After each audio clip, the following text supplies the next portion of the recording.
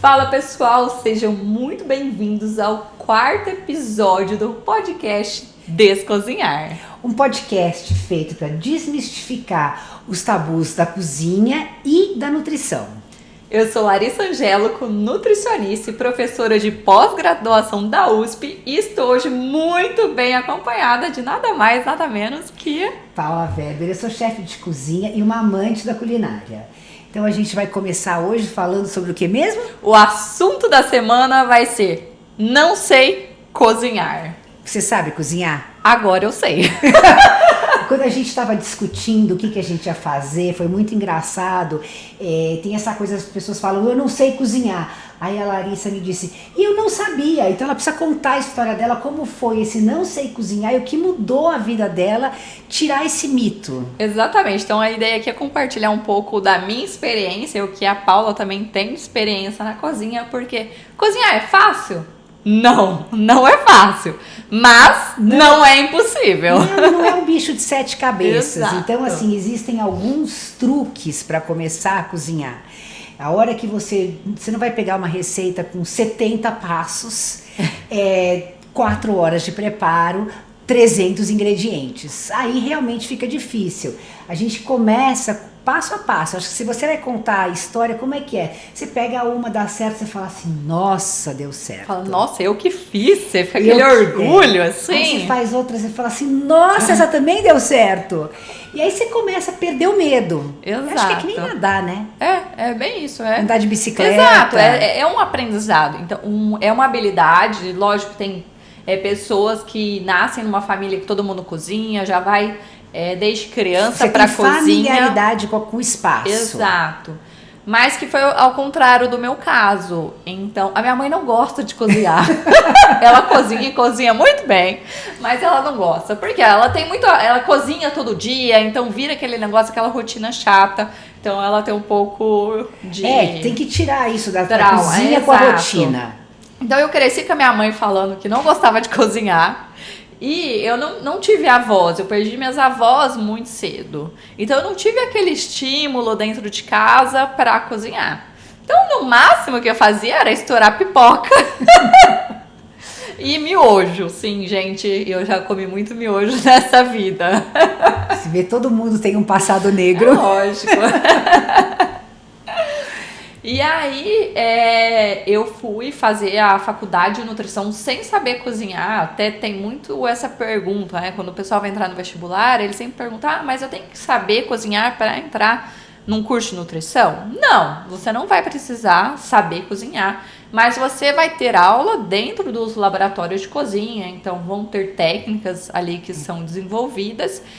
E outra coisa, quanto mais você sabe cozinhar, também fica mais fácil na hora de você orientar o paciente, porque as senão pessoas. Fica muito difícil, você tá falando de uma coisa, assim, um abstrato. A hora que você vê na prática, e é isso que você tá falando, você consegue dar dicas. Porque a nutricionista, no final da história, ela vai produzir uma dieta específica para um determinado segmento. Pode ser para atleta, pode ser para doente, pode ser para emagrecimento, para vida saudável, mas ela só vai traduzir essa dieta através de receita. Exatamente. Então, um dos meios aí é você orientar as receitas também, os métodos de preparo. Porque senão você vai no nutricionista e ela dá coma isso, e você fica olhando para ela e fala, oi? Sim. Então, aí na época da nutrição, eu fiz estágio num lugar que eu cadastrava receitas. Só que pra mim era tão difícil eu entender. Como eu não ia pra cozinha sempre, pra mim era muito difícil entender as receitas. Então esse acho que foi o primeiro exercício que eu fiz ali durante a faculdade, foi começar a interpretar melhor essas receitas. No laboratório de cozinha teve uma vez que foi bem engraçado. A IPTV, que é uma rede local de TV da minha cidade, Ribeirão Preto, foi lá filmar, fazer uma gravação no meio do laboratório de cozinha. Com as alunas. Com as alunas. Quem era aluna? Eu. Aí tô eu lá, né, fazendo um suco de laranja. Eles começaram a me filmar, eu tremi na base, né? Nossa, como é que eu vou explicar como é que faz um suco de laranja? Sabe essas coisas? Corta a laranja. Como que higieniza a laranja, como que lava, era tudo isso. E aí eu lembro direitinho, porque uma das técnicas do laboratório foi entrevistada E ela, na entrevista, fizeram essa pergunta: pra ser nutricionista tem que saber cozinhar? Ela falou assim: não precisa. Tem gente aqui que não sabe nem fazer café. Mas eu dou uma gargalhada atrás da gravação. Por quê? Quem era essa pessoa? Você. Eu todinha. Eu não sabia fazer um café, não sabia Mas você passar as tem boa medidas vontade. do café. Você não, assim, para começar, você tem que ter boa vontade. Um espírito assim, olha, pode ser que vai dar errado. Tem receitas que eu faço cozinhando há séculos que tá errado. Desanda. Tem hoje em dia, assim, com toda essa informação, essas gravações, parece que tudo funciona. Sim. E não é verdade. O bolo desanda, o forno não estava na temperatura certa. Você erra o ingrediente que você coloca, ou coloca demais, ou falta alguma coisa. Eles falam assim: vou tentar fazer assim mesmo. E aí. E sabe uma coisa que é muito legal de perceber? É o seguinte: com essa profusão de todo mundo dá receita, todo mundo explica. A pessoa dá uma receita mais ou menos e tira foto de uma outra coisa. Então aí você olha aquilo ali, você fala assim: isso não tá dando. Por isso que eu particularmente gosto de receita escrita. A hora que você lê aquela receita, você fala assim: isso aqui não vai dar certo, isso aqui não vai funcionar, ou isso aqui vai dar certo. Sim. Fazer bolo, por exemplo, tem uma proporção do bolo que você põe 3 ovos, 3 farinhas, 3 xícaras de farinha, 2 de açúcar e uma de óleo, sempre dá certo o bolo. Exatamente. Porque você tem a proporção de gordura, de farinha, de secos, etc. Dá certo. Agora, tem muita coisa, como tudo na internet, tem coisas que assim não são de verdade e a pessoa fica frustrada. Sim, então, e não funciona, aí você acha que você não sabe cozinhar. Exatamente. Então, você assim, coloca e também culpa em si milagre não próprio. tem. Eu tava contando pra Larissa aquelas pessoas que falam assim: olha, faça esse prato maravilhoso, 2 ingredientes. Não vai sair o prato, não tem, assim. Claro que tem coisas muito simples, até existem receitas muito simples com 2 ingredientes. A foto dele não necessariamente vai ficar tão bonita. Exato. É isso. A textura, o sabor. Não, o sabor assim. E assim, a gente come com os olhos, por isso que a gente quer deixar a comida bonita. Só que não se preocupar, quando você está começando a cozinhar, você não vai fazer food stylish, né? Não é aquele prato que você vai montar e ele parece uma pirâmide. Você vai fazer uma comida que assim, vai ficar gostoso. Você tenta apresentar da melhor maneira possível. Exato. E você vai tirando esse medo. É o que a gente chama às vezes de comfort food. É aquela comida que traz conforto. Assim, vai te dando confiança. Você não sai pedalando com aquele aro fininho. Você começa a pedalar com uma roda larga, 2 rodinhas atrás e alguém te segurando. Exato. É isso. Tem até um episódio aqui que a gente gravou recentemente, o último episódio, que foi sobre os utensílios da cozinha. É verdade. Que são utensílios para facilitar aí, para quem quer começar também na cozinha. Itens básicos que facilitam. É muito mais fácil quando você tá paramentada. Você não vai mergulhar sem pé de pato. Sim. Você usa a nadadeira para quê? Para Exato. facilitar nadar. Você consegue fazer? Você consegue. É muito mais difícil de chegar. Você vai bater muito mais as pernas. Vai ficar cansado mais rápido. Então, assim, uma faca afiada é muito melhor que aquela faca cega que você não consegue cortar nada. Então, isso parece detalhe, mas não é. E aí você consegue perceber que, assim, olha, eu fiz o primeiro prato, eu fui capaz. E hoje em dia você cozinha super bem. Hoje em dia sim, porque aí eu passei num concurso para dar aula no Senac. E o Senac ele é muito forte, não só na parte de nutrição, mas em gastronomia. E aí eu comecei a me interessar, a engajar. Tem uma super docente lá, Gabriela Ribas, ela me ensinou muito. Eu mandava, ela pedia receita, tirava foto, aí eu filmava, isso aqui tá certo, isso aqui tá errado e tal. Então eu fui pegando o jeito. Teve outro professor que me ensinou muito, foi o Daniel Pires, que ele fazia muita parte de panificação. A Mariane Teoro também, que a gente sempre ouvia ela dando as aulas. Eu falava assim, nossa, o que você fez de bom aqui? Ai, nossa, como é que faz isso? Mas eu acho que o primeiro ponto, para eu ter esse aprendizado, foi eu ter interesse. Então, o ponto de partida foi eu ter ali um interesse por trás daquilo. Comecei nos preparos mais simples. E aí fui evoluindo até um ponto que eu consegui fazer um pão de fermentação natural. Que foi na época da pandemia. Foi Exato. assim, o boom, todo mundo tinha fermento em casa, todo mundo fez pão de fermentação natural. Como assim você não fez o pão?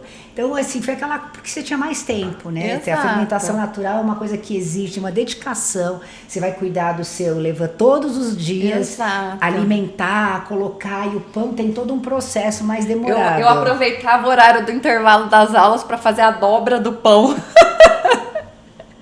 Falava, gente, ó, intervalo, agora eu vou lá fazer a dobra do pão, a gente já volta. Não, e é aquela coisa de ter mais tempo, então você consegue fazer pratos mais elaborados. Mas uma coisa também da gente conseguir preparar, se você tem as coisas mais ou menos, você chega da feira, deixa as coisas mais lavadas, mais organizadas, na hora de começar a cozinhar é mais fácil. Porque às vezes parece muito trabalhoso. Agora, já deixa uma cenourinha cortada, bem embalada, que ela vai durar. O alface lavado, as coisas higienizadas. É mais fácil antes de colocar na geladeira, né? Exato. Então, sempre que você tem coisas prontas ali, já higienizadas, facilita na hora que você tiver corrida. Não, exatamente. E outra, eu acho que você... quero fazer uma coisa mais elaborada, às vezes pega o final de semana e que tá mais tranquilo, ou não, porque tem gente às vezes que trabalha durante a semana, eu atendo muitas pessoas que trabalham em bares e restaurantes, e a folga deles é na segunda-feira.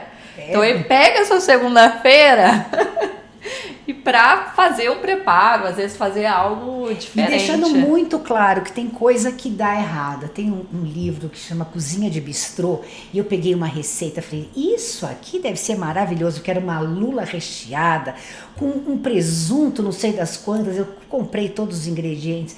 Um negócio com uma maçaroca, eu segui aquilo, eu falava, meu Deus, isso aqui não vai sair. E ficou horrível. Ficou horrível. Nem por isso eu não sei cozinhar. Aquilo não funcionou. Sim. Né? Então tem coisas assim, o preparo é mais difícil. E a receita não é porque tá num livro que a receita é boa. Exato. Inclusive nos cadernos das mães e avós, viu? Esses são os piores. Eu tenho o caderno da minha avó cozinhava muito bem. Aí ela tem. Só que ela não dava receita. Antigamente, a grande pulo do gato, eu não escrevo a minha receita, eu sei de cabeça, eu escrevo alguma parte da receita. Então você tenta replicar aquelas receitas, você fala assim, veja bem, o que eu tô errando? Então, de novo, checar, e aí é muito fácil por comparação. Você pega uma receita similar, você olha um bolo, existe uma fórmula ali, você pega um negócio que não vai nada daquilo, você fala assim, será que vai dar certo? Alguns até vão, né? Sim. Porque tem bolo sem isso, sem aquilo, sem aquilo, sem aquilo. Então, é igual você querer trocar. Não quero usar a farinha de trigo, mas quero usar a farinha de aveia. Pera lá, qual que é a proporção que você tá usando? Muda, tem várias coisas que mudam. Aí você tira a manteiga, tira o ovo, tira o leite, vai tirando tudo. Você tem que substituir por alguma coisa. Tem uma mistura que dá muito certo, assim, a farinha integral, se você coloca 2 de farinha normal, sem ser integral, e uma de integral, não altera em nada. Sim. Essa daí você pode usar... Mas exato, aí você pode ver que a Paula tá falando 2 normal para uma integral. Agora, se você coloca tudo integral, ou coloca mais integral do que a normal... Fica pesado. Aí já fica pesado. Assim, não já é muda a que textura. Não é que o gosto vai ficar ruim. A textura... Você não vai ter aquele bolo fofinho. Sim. Então, na hora que, assim... Toda vez que eu coloco uma receita, as pessoas... Dá pra trocar? Dá pra trocar? Eu falei, olha, eu não experimentei. A gente na cozinha, eu acho que é muito empírico, né? Assim, você testa, vê se deu certo... E aí se anota. É outra coisa que é uma dica. Toda vez que você for fazer alguma coisa, você vai na nutricionista, ela te passa uma dieta, você resolve dar uma incrementada, escreve, porque senão você não repete o prato. Sim, fica difícil. E também anota para contar para nutricionista. E a ficha técnica principalmente é isso. se funcionou, que é se muito funcionou, bom. Não, porque a nutricionista te dá alguma coisa, você fala assim, eu não gosto disso, eu não gosto daquilo. Aí você resolve adaptar. Guarda, registra suas experiências, porque a hora que você registrar, você vai contar para mais pessoas. Deu certo, como faz? Não sei, não lembro. E não só isso, às vezes você não tem aquele ingrediente no momento em casa e você quer tentar reproduzir. Você fala assim, vou testar com isso, dá certo, não dá certo? Funciona, não funciona? Tem coisas que são totalmente... A textura é similar, então dá certo. Tem outras que nem tanto, né? Às vezes a dica é, busca alguma coisa, alguma receita na internet, vê se tem alguma similaridade com o que você pensou em como fazer. Assim, você agora que é a rainha do chat GPT, pergunta pro chat. Pergunta lá pro chat GPT lá o que você... Como trocar, né? Qual que é a proporção? Não, é um skills dele, né? Atualmente é assim, é uma das ferramentas que você vai usar, porque assim, você pergunta, dá para trocar? Não dá. E aí você vai ver o relato, consistentemente. Eu quero fazer uma receita, quero trocar a gelatina em pó pela gelatina em folha, e eu tô vendo qual a proporção. Então, tem gente que já escreveu a respeito disso. É a mesma coisa, você usa o fermento biológico seco e o fermento biológico fresco. Ele também tem proporções diferentes na hora de você usar na culinária. E assim, a hora que você começa a cozinhar, fica muito mais fácil de fazer uma dieta, não fica? Sim, fica muito mais fácil. De seguir. E porque você vai desenvolvendo técnicas, tanto de rapidez, pra não sujar aquele monte de utensílio. Não fica aquela louça. Exato, porque cozinhar não é só a parte de estar ali na panela, é o que vem depois também, né? Senão fica aquela coisa viva. Mas uma outra dica boa é o seguinte, vai arrumando enquanto você vai fazendo, porque senão não termina, parece que é difícil, mas não é. É a mesma coisa que quando você chega do supermercado, da feira, a feira chega até você guardar arrumado. É mais fácil fazer isso do que arrumar depois. Exato. E lavando a louça, enquanto você está cozinhando, a panela você mexe, vira, dá uma lavadinha e não vai acumular. Aí você olha, não dá aquela sensação de bagunça. Sim. Eu acho que o que apavora as pessoas na cozinha é a sensação de bagunça. A louça que ficou depois, né? Acho que uma dica, se você está muito no comecinho mesmo, você não tem habilidades, pode ser que você tenha mais dificuldade de fazer essas duas coisas ao mesmo tempo. Eu falo por mim mesma, que acho que foi conforme eu fui desenvolvendo a habilidade de cozinhar, eu fui desenvolvendo isso também, de já manter a cozinha organizada ali ao mesmo tempo, porque eu sei o fogo, o quanto eu deixar ali no fogo não vai queimar. Mas pode ser que se você não tenha tanta habilidade, tô fazendo um molho branco, aí esquece, o leite evapora, o leite ferve demais, cai pra fora da panela e a sujeira vai ser pior. Então tem isso. E outra coisa seria começar com produções salgadas. Nossa, assim, você tirou as palavras da minha boca, porque você começou a contar desse erro. Sim. Quando eu fiz confeitaria, eu estava fazendo fondant. Aí o professor falou assim... Conta o que é fondant. Fondant é aquele creminho branco que vai em cima daquele camafeu. É como se fosse um glacê mais encorpado. Aí eu tava fazendo aquilo, eu falava, esse negócio não fica pronto. O professor falou, não tira o olho, não tira o olho. Eu falava, na hora que eu falei, gente, esse negócio desandou. Então, e doce é assim, 37 gramas, são 37 gramas, 4 gramas e 4 gramas, é tudo pesado e é mais difícil. Não um brigadeiro, que é mais fácil, esses doces por exemplo, caseiros. creme de leite fresco, você vai bater pra virar chantilly. Se passou o ponto, virou manteiga. Aqui assim, é isso aí. Deu aquela respirada, eu até brincava, eu falava assim... É melhor ele ficar mais mole. Eu fazia 5, 4, 3, 2, 1, aí eu desligava. Não, mas começar com coisas salgadas é isso, porque salgado, assim, em 90% dos casos, você dá uma solução. Tá muito salgado, põe umas batatas para cozinhar.